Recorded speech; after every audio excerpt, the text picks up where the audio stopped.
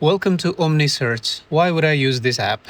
For example, here in our film school, we have different network locations and sometimes multiple external drives and internal locations where we have to search for files, mostly DCPs and MOVs and other film formats. I'm going to use OmniSearch to scope all of the areas where I need to search. In this case, I have 5 different external drives, and I'm going to drag and drop all of those inside of the OmniSearch scope. And what I can do is simply click on the search area, keeping it at the manual mode, and type for the film that I want to search. And it starts to search. At the same time, I will open a new window to search for another film, and again I will drag and drop all the search scope or search areas and type the film that I want to search for.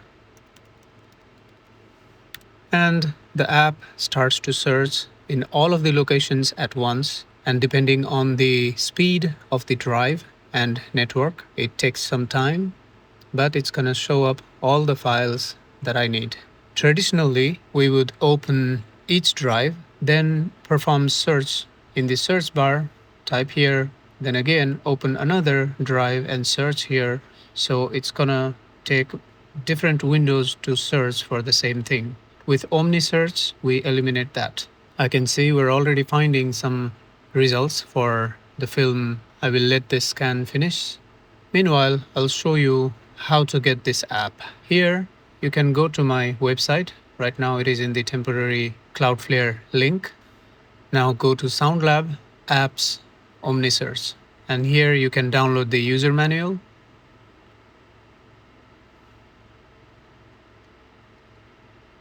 And the same information is also available in the help window. You can just click on help and it opens this help window. All of the information are here.